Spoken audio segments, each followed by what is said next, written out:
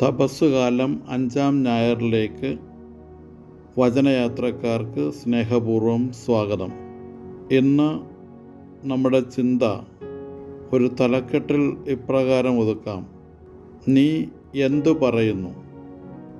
6 പോയിൻ്റുകളാണ് ഇതിൽ ക്രമീകരിക്കുന്നത്. 1. ചോദ്യം ചോദിക്കുന്നവർ: നിയമജ്ഞരും ഫരിസേയരും. പുതിയ നിയമത്തിൽ നിയമജ്ഞരെ തനിച്ചോ അല്ലെങ്കിൽ ഫരിസേയരുടെ കൂടെയോ ആണ് പൊതുവായി കണ്ടുമുട്ടുന്നത്. മത്തായി 13:52.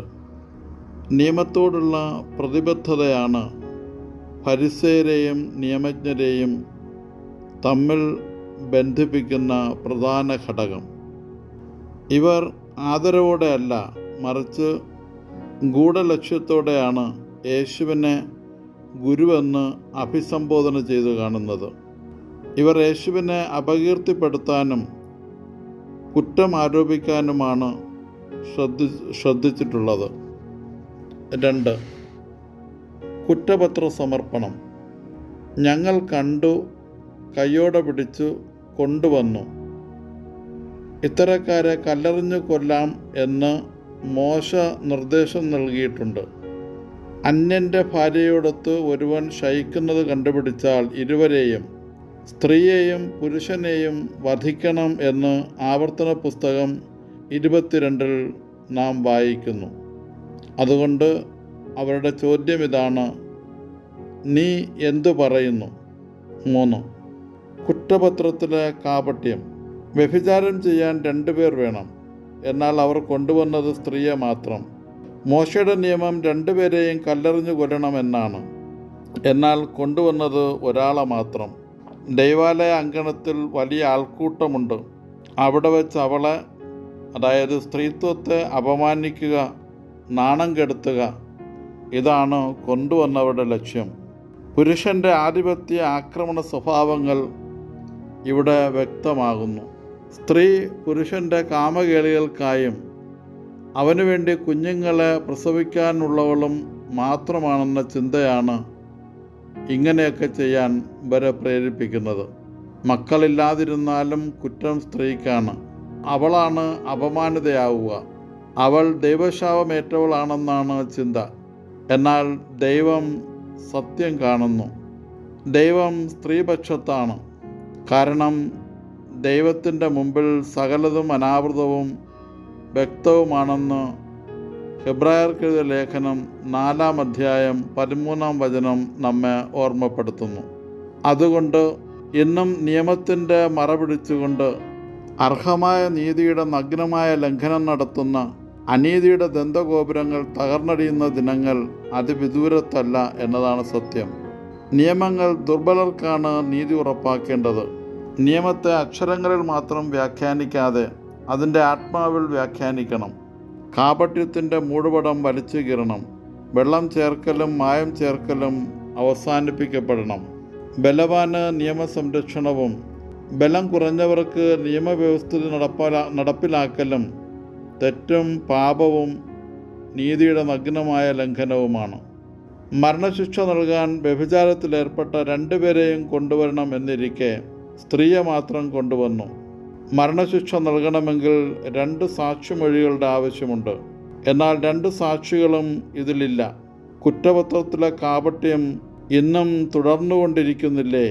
മനസ്സാക്ഷി മരവിച്ച നീതിപീഠങ്ങളെ, ഇനിയെങ്കിലും ഉണരൂ. 4. ദൈവം എല്ലാം കാണുന്നു. കുറ്റം ആരോപിക്കുന്നവരെയും കുടുക്കുന്നവരെയും അവരുടെ ഇടയിൽ പെട്ടുപോയ സ്ത്രീയെയും യേശുവിനെയും ശ്രദ്ധിക്കാം. ഇതിൽ പ്രധാനമായി 3 കാര്യങ്ങൾ നമ്മുടെ ശ്രദ്ധയിൽ വരുന്നു. 1. യേശു പാപികളുടെയും ചുങ്കക്കാരുടെയും സ്നേഹിതനും അവരോടൊപ്പം ഭക്ഷിക്കുകയും പാനം ചെയ്യുകയും ചെയ്യുന്നവനാണ്. പാപിനിയെ കല്ലെറിയാൻ പറഞ്ഞാൽ യേശു കപടനാട്യക്കാരനെന്ന ചിന്ത പ്രബലമാകും. അങ്ങനെയായാൽ യേശു കുരുക്കിലാണെന്ന് ചോദ്യകർത്താക്കൾക്കറിയാം. 2. യേശു കല്ലെറിയാൻ പറഞ്ഞാൽ മോശയുടെ നിയമം ലംഘിക്കുന്നവനാണെന്ന് വ്യക്തമാകും. മോശ പറയുന്നത് ഇത്തരക്കാരെ, അതായത് വ്യഭിചാരത്തിലേർപ്പെട്ട 2 പേരെയും കല്ലെറിയണമെന്നല്ല, കൊല്ലണമെന്നാണ്. 3. റോമാ സാമ്രാജ്യത്തിൽ വ്യഭിചാരം വധശിക്ഷ അർഹിക്കുന്ന കുറ്റവുമല്ല. യേശു വ്യഭിചാരിണിയെ വധിക്കാൻ പറഞ്ഞാൽ സാമ്രാജ്യ ശക്തികളെ യേശുവിനെതിരെ ഇളക്കിവിടാൻ കഴിയും. ഒന്നുകിൽ യേശു മതനിയമത്തിൽ അല്ലെങ്കിൽ രാഷ്ട്രനിയമത്തിൽ അകപ്പെടുമെന്നത് തീർച്ചയാണ്. ദൈവം നിയമത്തെയും അത് നടപ്പിലാക്കാൻ മുട്ടുനിൽക്കുന്ന നിയമജ്ഞരെയും ഫരിസേയരെയും നിയമത്തെ മുഴുവനെയും ഒപ്പം വ്യഭിചാരിണിയെയും കാണുന്നു. യേശു ഒരു പുതിയ മാർഗം സ്വീകരിക്കുന്നു. യേശു ദൈവത്തിൻ്റെ നിയമവഴിയിലൂടെ യാത്രയാവുകയാണ്. 5. യേശു നിലത്തെഴുത്താശാൻ. എല്ലാം കാണുന്ന യേശു നിലത്ത് 3 കാര്യങ്ങൾ എഴുതി കാണിക്കുന്നു. 1. കരുണ, കരുണ, കരുണ. എതിരാളികൾക്ക് അത് വേണ്ട. യേശു വീണ്ടും പറഞ്ഞു, പാപം ചെയ്യാത്തവർ അവൾ ആദ്യം കല്ലെറിയട്ടെ. യേശു വീണ്ടും എഴുതി. കല്ലെറിയാൻ വന്നവരുടെ പാപങ്ങളാണ് യേശു എഴുതിയത്. കണ്ടവർ, മുതിർന്നവർ മുതൽ കല്ല് താഴെയിട്ട് ഓരോരുത്തരായി സ്ഥലം വിട്ടു. കാരണം കഴിഞ്ഞകാല ജീവിതത്തിലേക്കും കൽപ്പനയ്ക്കനുസൃതമായ ജീവിതത്തിലേക്കും ഊളിയിട്ടിറങ്ങുവാനുള്ള യേശുവിൻ്റെ ക്ഷണം ഒരു പരിധിവരെ അവർ സ്വീകരിക്കുന്നു. അപരൻ്റെ കണ്ണിലെ കരടെടുത്തു മാറ്റാൻ സ്വന്തം കണ്ണിലെ തടിക്കഷ്ണങ്ങൾ മാറ്റണമെന്ന് യേശു എത്രയോ അർത്ഥവത്തായി അവരോട് ആവശ്യപ്പെടുന്നു. മത്തായി 7:3-5 വരെയുള്ള വചനങ്ങൾ. യഥാർത്ഥമായ വിലാപം അവർക്കില്ലായിരുന്നു. അതിനാൽ ആശ്വാസം ലഭിക്കാതെ പാപബോധത്തോടെ അവർ തിരികെ പോയി. അവർ പശ്ചാത്തപിച്ചില്ല. അവർ ദൈവത്തിങ്കലേക്ക് തിരിഞ്ഞില്ല. അവർ തങ്ങളിലേക്ക് മാത്രം തിരിഞ്ഞുകൊണ്ട് ദൈവത്തിൻ്റെ അടുക്കലേക്ക് തിരിയാതെ അവർ മടങ്ങിപ്പോയി. നിയമജ്ഞരുടെയും ഫരിസേയരുടെയും പിന്നാക്കം പാച്ചിൽ മറ്റൊരു സത്യം നമ്മെ ഓർമ്മിപ്പിക്കുന്നു. ദൈവത്തിൽ നിന്ന് പിന്തിരിയുന്നവർ പൂഴിയിലെഴുതിയ പേര് പോലെ അപ്രത്യക്ഷരാകും. എന്തെന്നാൽ ജീവജലത്തിൻ്റെ ഉറവിടമായ കർത്താവിനെ അവർ ഉപേക്ഷിച്ചു. ജെറമിയ 17:13. യേശുവാണ് ജീവജലത്തിൻ്റെ ഉറവ. യോഹന്നാൻ 7:38.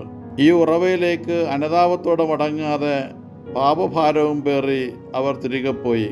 10 കൽപ്പനകൾ ദൈവം സ്വന്തം കൈവിരൽ കൊണ്ട് എഴുതി തന്നതാണ് എന്ന് അവർ വിശ്വസിച്ചിരുന്നു. അവയുടെ പ്രാധാന്യത്തിലേക്കും സമഗ്രതയിലേക്കും വിരൽ ചൂണ്ടുന്നതാണ് യേശുവിൻ്റെ നിലത്തെഴുത്ത്.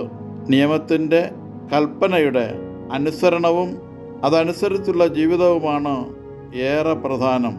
വാക്കുകൊണ്ടല്ല, പ്രവൃത്തി കൊണ്ടാണ് മാതൃക നൽകേണ്ടത്. നിയമപാലകർ നിയമാനുസൃതം ജീവിക്കണമെന്ന് യേശു ഓർമ്മപ്പെടുത്തുന്നു. 6. യേശു കരുണയുടെ ആൾരൂപം.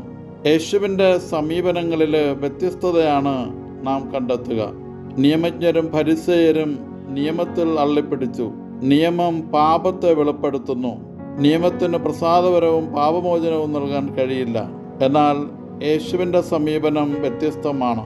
കഠിനഹൃദയർക്ക് അടയാളം ആവശ്യപ്പെടുന്നവർക്ക് ദൈവത്തിൻ്റെ ക്രോധത്തിൻ്റെ മുഖമല്ല. പുറപ്പാട് 33:9-10 വരെയും പ്രഭാഷകൻ 5-ാം അധ്യായം 6-ാമത്തെ വചനവും. മറിച്ച് ദൈവത്തിൻ്റെ കരുണയുടെ മുഖമാണ് യേശു നൽകുക. ഹോസിയ 1:17 തെറ്റാണ്. യോഹന്നാൻ 1:17, ഹോസിയ 6:6. പാപിനിയുടെ കണ്ണുനീരാണ് അവളുടെ പ്രായശ്ചിത്തം. അവർ ഉപേക്ഷിച്ചു പോയപ്പോഴും അവൾ യേശുവിൽ ആശ്രയിച്ചു. അതിനാൽ ദൈവത്തിന് ഇഷ്ടപ്പെട്ട അവൾക്ക് ദൈവം കാരുണ്യം നൽകി. പുറപ്പാട് 33:19. മാപ്പ് നൽകുന്ന യേശുവിൻ്റെ ശാന്തതയും ഗാംഭീര്യവും ധ്യാനിക്കാം. യേശുവിനെ പോലെ വ്യത്യസ്തരാകാം. ഫ്രാൻസിസ് പാപ്പ പറയുന്നത് പോലെ എല്ലാവരെയും കേൾക്കാം, ചേർത്ത് പിടിക്കാം, പങ്കാളിത്തം നൽകാം, അവരെ സ്വീകരിക്കാം. യേശുവിൻ്റെ കരുണയുടെ സുവിശേഷം ലോകമെമ്പാടും പ്രഘോഷിക്കുവാൻ സർവശക്തനായ ദൈവം നമ്മെ അനുഗ്രഹിക്കട്ടെ. സ്നേഹപൂർവ്വം ഫാദർ നിക്കോളാസ് ടി.